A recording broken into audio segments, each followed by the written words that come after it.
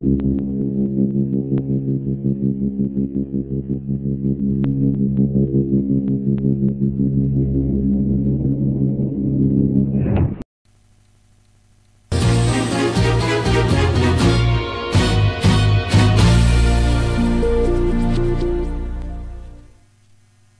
evening, I'm Jeremy Vine. It's 8:30 and this is Panorama.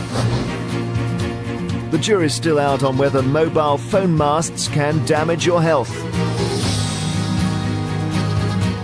The government's chief scientist advises caution.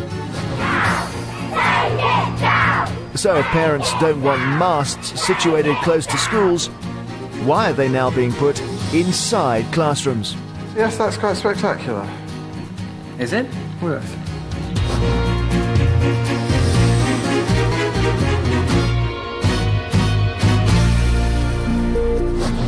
There's a revolution going on and it's happening all around us.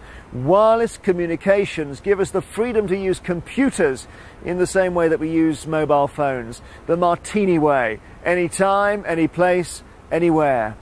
The British government is determined to catch this Wi-Fi wave and is installing the technology in all our schools. But does long-term exposure to Wi-Fi carry any health effects? It's the new high-tech way of connecting to the internet. No wires, no modem, just radio waves, pulsing information through a network of mini masts. Emails, websites, films, crackling through the skies. The explosion in the use of Wi-Fi means it's fast becoming unavoidable. But there's a catch. Radio frequency, radiation, an invisible smog. The question is it affecting our health? It's in homes, workplaces, restaurants, schools, entire cities are becoming what are known as Wi-Fi hotspots. You might be sitting in one right now, even as you watch this programme, without even knowing. It's a similar type of radiation to that emitted from mobile phones and masts. They've led to protests and even sabotage from those convinced the radiation's causing harm. And there've been a growing number of scientific studies which appear to back them up. Despite that, the government's been racing ahead. In 2000, it rolled out a new generation of more powerful phone technology and auctioned off the mast to go with it for several £billion. This is what we got all the money for. We raised 22 billion through this, and we were very generous. As with a mobile phone, that's a matter of personal choice. You can decide whether you want to use a mobile phone or not. And if you don't want to be irradiated, you don't switch on your mobile phone. But you have control over the situation. That's a big difference. Sir William Stewart has a pedigree it'd take a bold politician to ignore. Chief Scientific Advisor to Margaret Thatcher, and then called upon by Tony Blair's government in 2000 to examine mobile phones, masts and their impact on our health. After looking at the evidence for a year, he couldn't rule out the possibility there may be biological effects. It means that basically there may be changes, for example, in cognitive function. Secondly, there was some indications that there may be cancer inductions. Thirdly, there was some molecular biology changes within the cell. And these were issues that we had to bear in mind as one came to one's broad conclusions. The report made a raft of recommendations. At the heart of it, the question that had been worrying so many: should our children be exposed to mobile phone masts? Sir William was concerned enough to recommend what he called a precautionary approach. We recommended, because we were sensitive about children, that masts should not necessarily impact directly on areas where children were exposed, like playgrounds and that.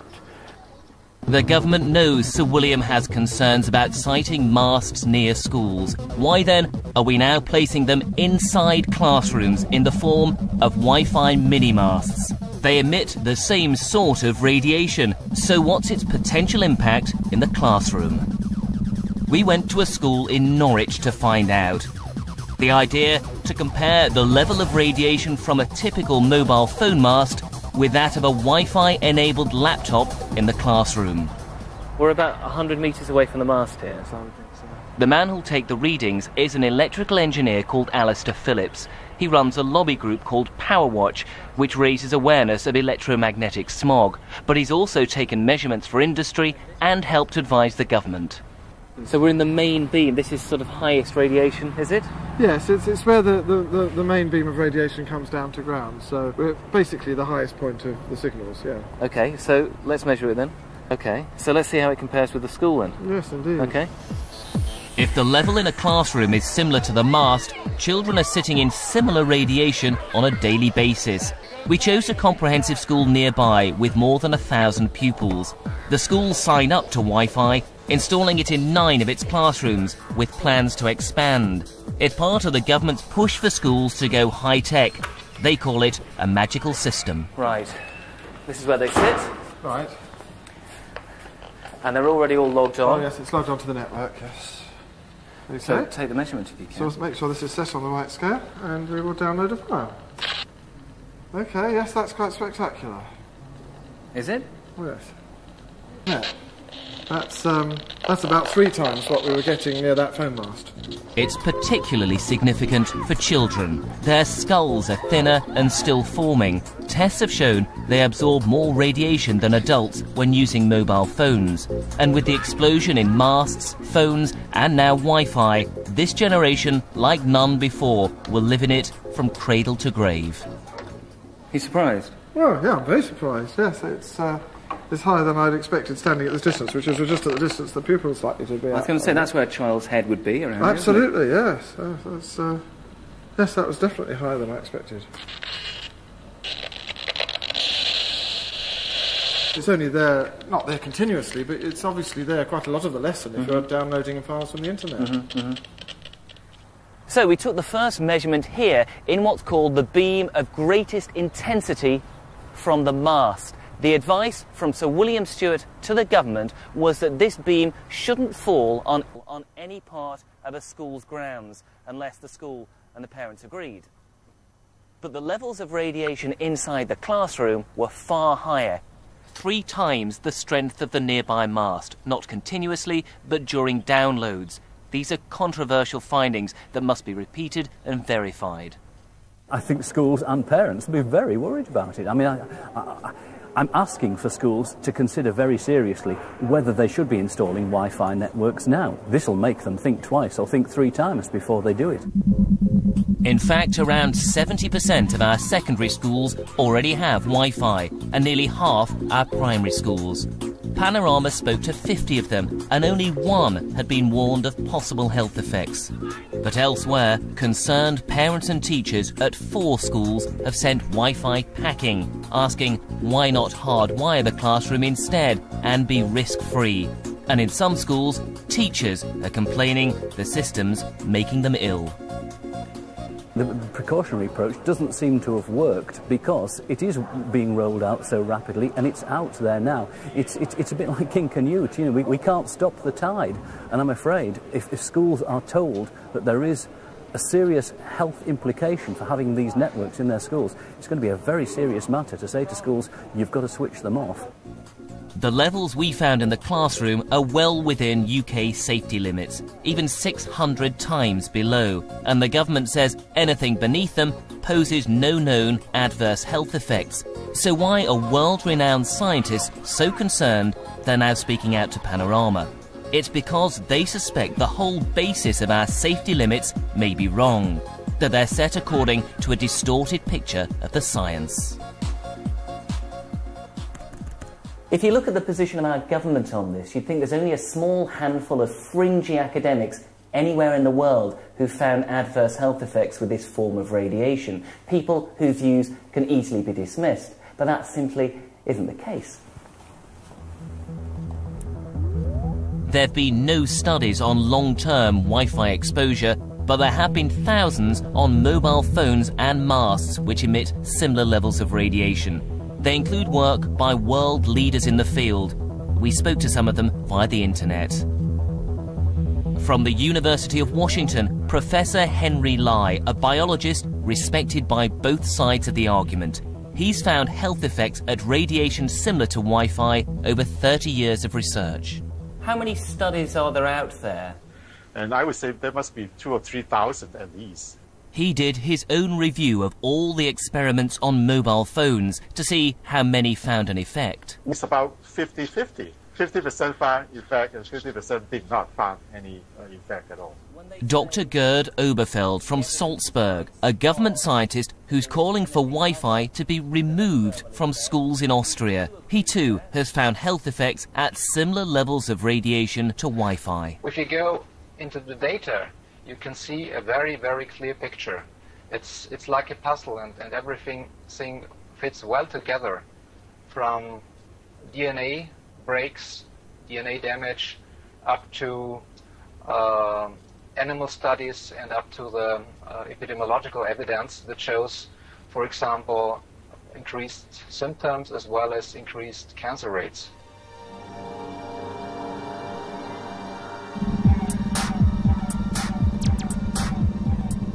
And over in Sweden, there's the world-renowned Karolinska Institute.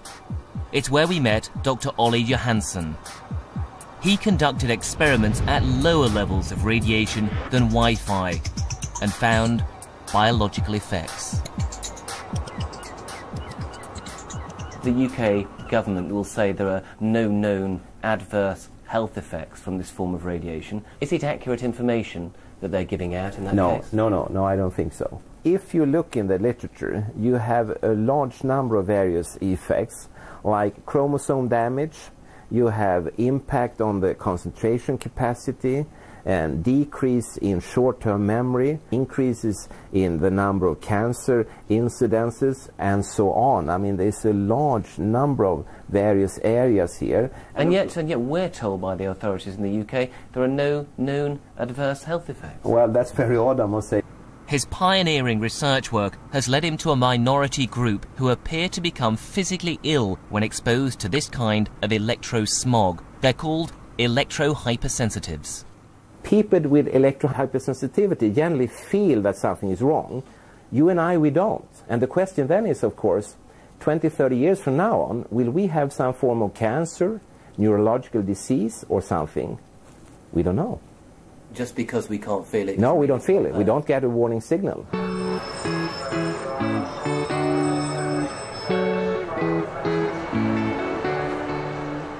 One of the possible electrosensitives he's met lives in Lincolnshire, close to a mobile phone mast.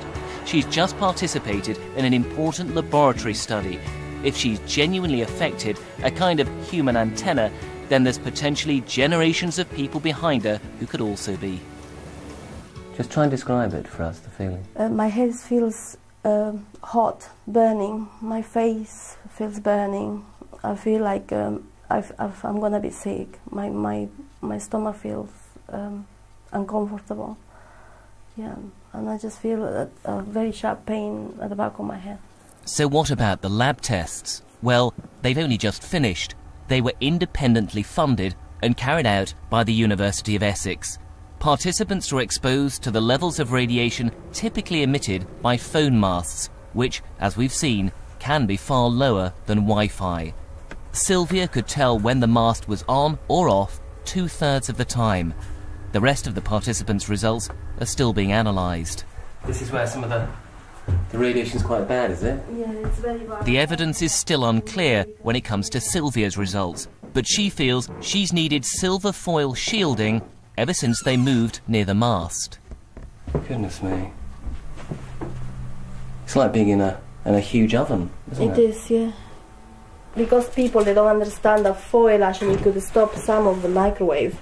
I'm going to show you what it does, you know, to microwaves foil.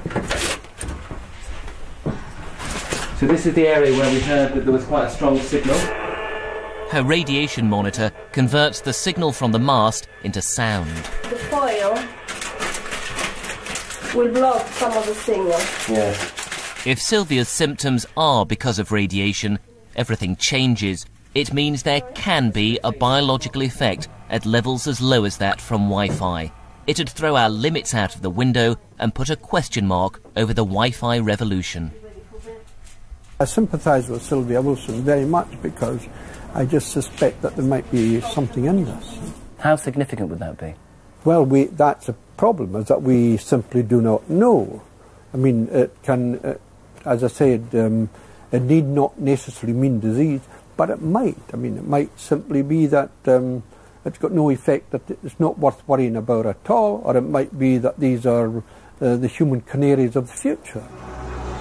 Entire cities in the UK are now Wi-Fi hotspots, 11 of them in all, and the number's growing. Liverpool, Manchester, Edinburgh, Brighton, the City of London. Some run by BT, others by a company called The Cloud. And when you're outdoors, the radiation is becoming increasingly difficult to avoid.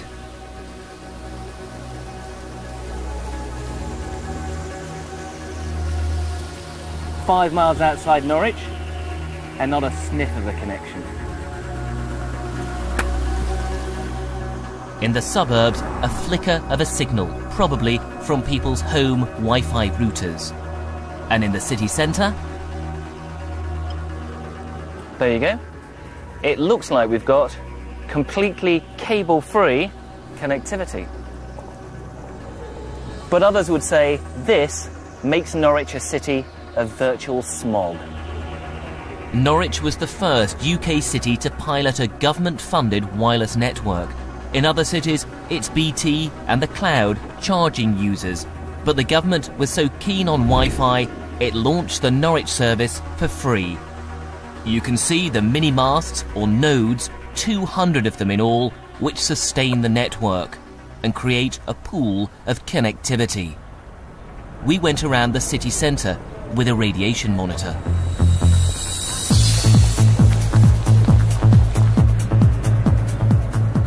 Went into the red there.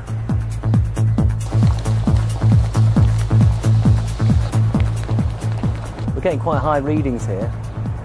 They're about 3 or 4 times higher than we got at the mobile phone mast in the main beam of it, and people are walking up and down here. They won't know it, and I mean, it could be because of that. There's a little node up there on the top of the lamppost. It's something that's made their MP worried. He was a biologist and cancer specialist for 40 years before entering politics, and feels his own party is now ignoring the advice they themselves commissioned. How seriously do you think the government's taking the precautionary approach right now with respect to Wi-Fi? Oh, I don't think there's any doubt about it. They're not at all. Wi-Fi is just being rolled out as the great big white heat of technology. Industry rules in this area, and the precautionary principle and the safety of people who might benefit to some extent from the technologies are completely dismissed. It's Wild West country for the companies. They just put them where they want and say there's no evidence. Now, 5-10 years from now, as the evidence grows, there's enough now to be worried about, but as the evidence grows, who knows what it might show. It might show that it's completely unsafe for certain groups of people. But whilst the government races ahead, apparently unrestrained by its own chief advisor, others are more cautious. Switzerland, Italy, Russia, China all have exposure limits thousands of times below ours. In Salzburg, the government advises against Wi-Fi in schools altogether. And there's something special happening in Sweden. We've flown in with our electrosensitive Sylvia. Our government doesn't acknowledge her condition, but here it's different. Deep in the Swedish woods, the hideaway of another woman called Sylvia. Hello. Hello. Welcome. Good to meet you. Welcome. Right, can we come and have a look around? Yes. She's an electrosensitive too, and so are several of her friends. Can you feel anything here? I don't feel anything here. All what I feel is just me. Here, actually, I could just think about other things. It's nice. It's just, I feel free. So when did the authorities here start acknowledging the existence of this? They did so in 2003. Then they said this is an official disability. A disability? Yes. The Swedish government estimates that 3% of the population suffer this disability. Translate that to the UK, and it's about 2 million people. Yet as far as our government's concerned, there are none. We set off for Stockholm, and Swedish Sylvia's city centre flat. She's plotted a route to avoid all the masts. She wants to show us just how seriously her government takes her condition. Like the UK, this is a place where more and more people are acquiring Wi-Fi. But there's a key difference.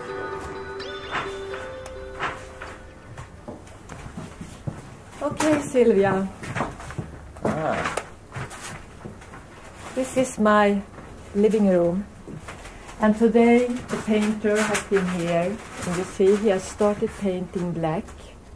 And this is anti-radiation paint? Yes. It's quite expensive. It's very expensive. Anti-radiation paint, paid for by the local authority. It shields her from neighbours' Wi-Fi and from nearby phone masts. So the Swedes have the same scientific evidence, but they recognise sufferers. In Swedish schools, even if there's only one person apparently affected by Wi-Fi, the system's removed and the classroom shielded. You'd think our government would base its decisions on the advice of their top man, the one it employed to protect our health, Sir William Stewart. But instead, it seems to have turned to others. First, the World Health Organization. It's robust in its language, saying there are no adverse health effects from low-level, long-term exposure. Is that an accurate reflection of the science, do you think? I think they are wrong. How are they wrong? Because there is evidence. And the Stewart report pointed out some of that evidence. So why do you think it is that the WHO, one of the most influential public health bodies in the world, continues to put out that message? I think that they've got to review the statement that they're making. But in your view, not an accurate reflection of the science that's out there? I think it is not an accurate reflection. Then there's this. It's unlikely you'll have heard of ICNIRP, but it's an international group of scientists which our government relies on to set our radiation limits. But here's the problem. It doesn't recognise any biological effects, so it bases our exposure limits on a thermal effect. In other words, the radiation has to be so strong it heats up your organs before it's restricted. That's why our safety limits are so high.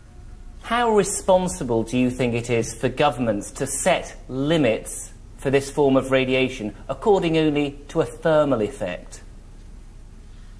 Well, I think it's irresponsible to just set standard using a thermal standard. If you just set it based on the thermal effect, you're neglecting a large amount of data. Most countries, including the UK, set their radiation limits according to the ICNIRP guidelines. They can't be wrong, can they? Well, hopefully not, because as you say, governments, and in that way, whole countries, the entire populations rely upon them, and I do hope that they deliver the right and correct message. However, I know also that they are heavily industry influenced, and I mean their basic message is that if you are below a certain thermal level, then it's all right. And are they right to set their guidelines only according to thermal effects? No. That's just rubbish, I would say. You know, you cannot put any emphasis on such guidelines. So, why do we? I went to Rome to meet the man our government seems to favour over its own advisor, Sir William Stewart. He's a scientist who's responsible for the WHO's position and who founded the standard-setting body ICNIRP. He's a controversial character. Dr. Mike Repaccioli no longer works for the WHO, but he's made decisions which affect all our lives. When you say on the WHO website there are no known adverse health effects, is that really giving people a complete picture of the science out there? When that statement was put on the website, it was meaning that there was no health effects have been established. And when an effect has been established, it means it's been repeated in a number of laboratories using very good study techniques. But Henry Lai will say that he's found them. Ole Johansson will say he's found them. I mean, there are a number of highly esteemed scientists who say they have found them well beneath those levels. Are they wrong? If they've published, they are in the mix, because every review panel looks at all the studies, along with other studies, to see if they're comparable with those studies or point in the same direction. It's called a weight of evidence approach. And if that weight of evidence is not for there being an effect or not being an effect, that's the only way you can tell whether there's really an adverse health effect. But here's the controversy. Dr. Repiccioli used to work for the very industry which helps create this form of radiation. Before working for the WHO, he'd been an expert witness for the phone industry, defending their right to site masts in controversial locations. Are you truly independent, do you think, as a scientist? Well, I don't know how people perceive me. I perceive myself. You know, I think you do know how people perceive you. I do. I've seen the websites. And people can say what they like. I know what I am. I will only say what the science says. And that's, to me, that's an independent view. If people perceive it differently, so be it. You didn't you, work for industry before the WHO and ICNIRP? I did. And you worked for them afterwards as well? I did. And I challenge anyone to say that I've changed my mind because of my funder, because I sure as hell haven't. So our government has a choice. Follow the recommendations of scientists like Dr. Repiccioli and the WHO, who effectively say, roll it out and don't stop unless someone proves there's a risk. Or follow their own advisor, who says, hold on, don't rush ahead until we know for sure it's safe. Until that's resolved, is it our kids who've become the testbed? Would you allow your children to sit in front of a Wi-Fi enabled computer day in, day out as they're going to school? That's the tough question. I said, I don't think so. Yeah, I would limit the exposure to this type of radiation.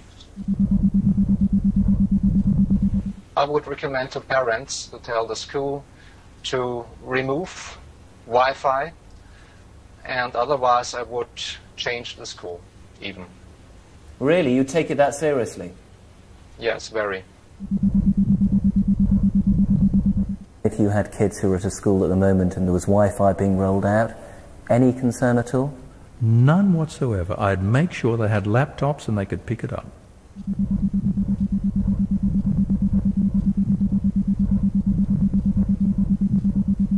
What do you think the government should do now when it comes to schools and Wi-Fi? I think they should stop and say we're going to do an inquiry into this. It'll take a year or 2 years, then we'll come back to it. I don't think the nation will grind to a halt if we did that. I think it would convince a lot of people that the government takes health and safety very seriously with new technologies.